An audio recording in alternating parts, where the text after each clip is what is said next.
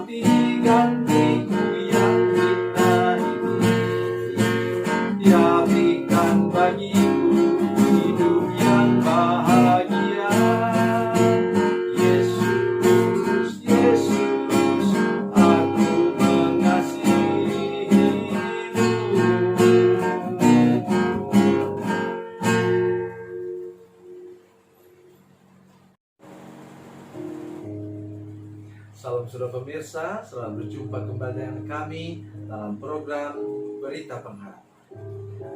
Pada pagi hari ini saya ingin mengajak saudara-saudara sekalian bahwa mari kita mengandalkan Tuhan dalam rumah tangga kita, serahkan, minta perlindungan darah Yesus di rumah tangga kita supaya rumah tangga kita aman, dan terutama nanti anak-anak kita akan menjadi alat dalam tangan Tuhan, menjadi saksi Tuhan kemana-mana, dimanapun nanti mereka berada. Sebelum mendengarkan firman Tuhan, mari kita berdoa. Bapa, dalam nama Yesus kami datang kepadamu Tuhan, membawa hidup kami, membawa para pemirsa, membawa seluruh jemaat kami untuk menyadari bahwa kalau kami mau supaya rumah tangga kami berbahagia, anak-anak kami, generasi penerus kami Tuhan, menjadi orang yang hidup berkemenangan, maka kami harus sungguh-sungguh mengikut sertakan Tuhan dalam segala bidang kehidupan rumah tangga kami. Terima kasih Tuhan, berkati firman-Mu sekarang. Dalam nama Yesus, haleluya. Amin. Mari kita membaca firman Tuhan dari Perjanjian Lama. Dari Perjanjian Lama, kitab Mazmur pasal 127 ayat 1 sampai 5. Mazmur 127 ayat 1 sampai 5. Saya ingin membacakan ayat 1 saja. Demikian firman Tuhan. Jikalau bukan Tuhan yang membangun rumah, sia-sialah orang yang membangunnya. Jikalau bukan Tuhan yang mengawal kota, sia-sialah pengawal berjaga-jaga. Rumah tangga kita seperti orang yang sedang membangun rumah. Bapak Ibu sekalian, waktu kita baru menikah, itu kita seperti baru meletakkan fondasi. Belum ada dindingnya, belum ada atapnya. Ya.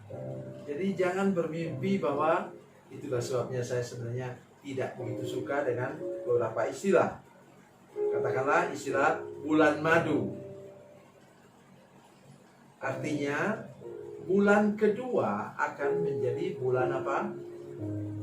Bulan kedu, bulan hambar. Bulan ketiga udah mulai menjadi bulan asam. Bulan keempat itu sudah bulan empedu. Sekarang mungkin pikir saya bergurau.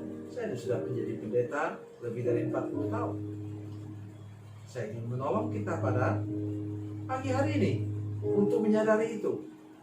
Jadi kalau kita baru mulai rumah tangga, menurut survei di sebuah negara yang lain, yang di sana mayoritas orang percaya kepada Tuhan Yesus, mereka mensurvei bahwa rumah tangga itu 5-5-5 hitungannya. Itu 5 tahun pertama baru pengenalan, Bapak Ibu sekalian. Ya. Kok lama sekali sih? Iya. Karena waktu itulah lahir anak-anak. Seringkali kita bermimpi, ya, sampai kepada orang tua kita bilang, "Mak, aku sudah kenal dia, Mak." Siapa yang bilang sudah kenal? Kata orang, kalau mau kenal dengan pacarmu, lihat waktu dia baru bangun tidur. Ya, jangan kemudian bermimpi bahwa engkau sudah kenal. Betul, Bapak Ibu sekalian. Semua orang mengatakan setelah menikah bangun besok paginya itu kita mulai sadar siapa sebenarnya istri atau suami kita. Oleh karena itu begitu banyak orang yang kecewa kepada pasangannya. Itu salah besar menurut saya. Jadi 5 tahun pertama baru pengenalan. 5 tahun kedua, maksudnya sampai 10 tahun itu baru pemantapan.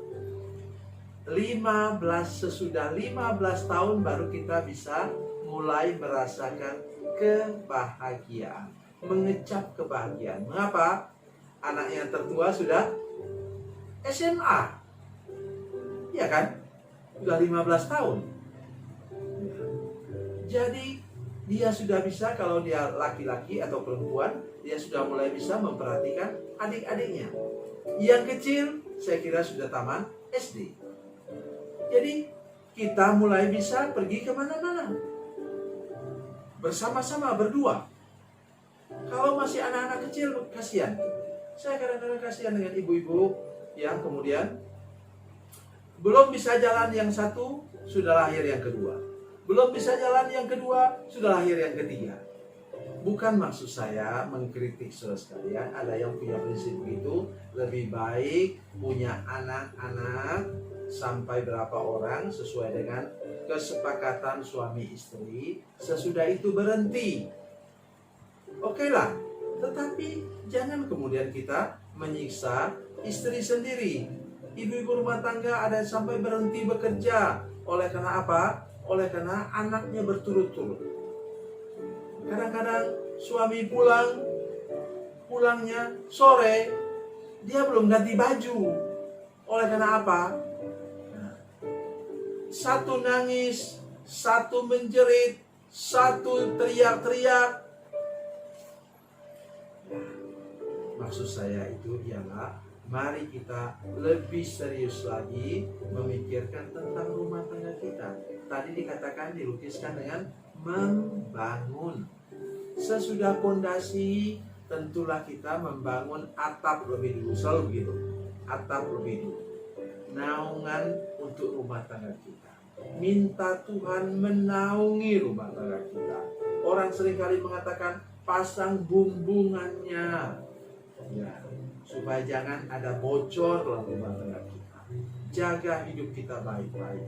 Pasang dinding supaya rumah tangga kita aman. Dan di sini katakan yang membangunnya siapa?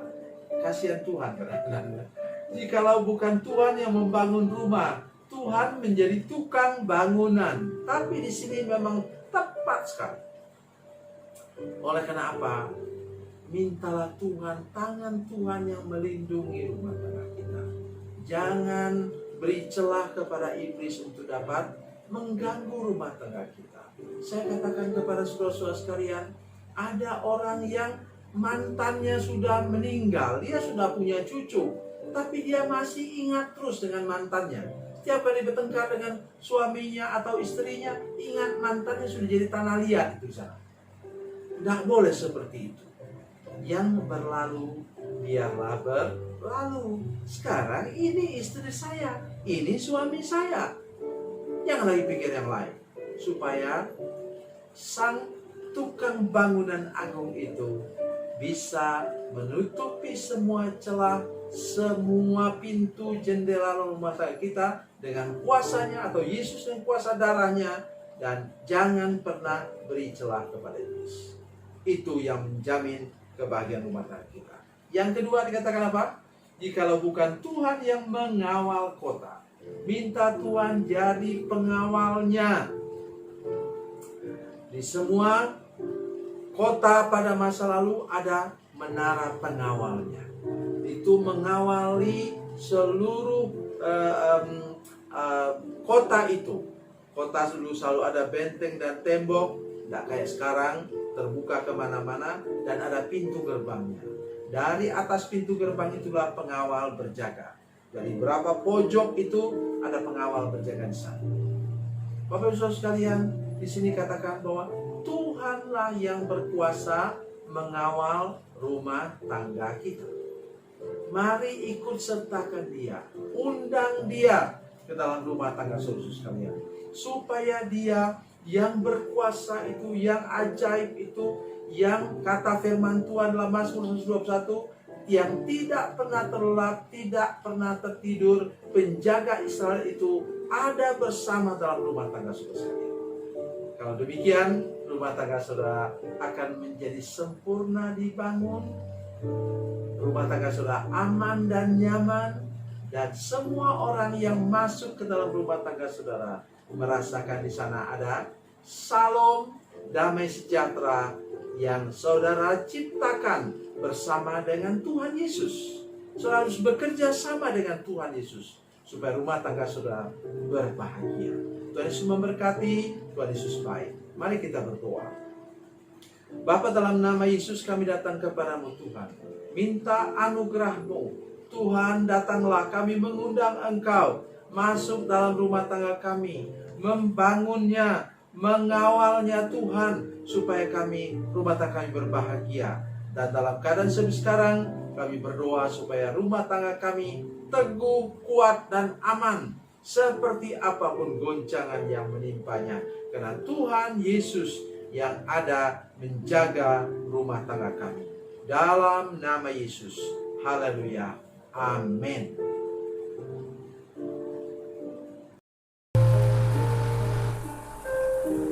Bila Anda memerlukan dukungan doa kami, atau bila Anda punya masalah yang ingin didoakan, silakan menghubungi nomor telepon kami 0812 7661 1125. Dan bagi Anda yang berada di luar negeri, silakan menghubungi +62 812 7661 1125. Tuhan Yesus memberkati, Tuhan Yesus baik.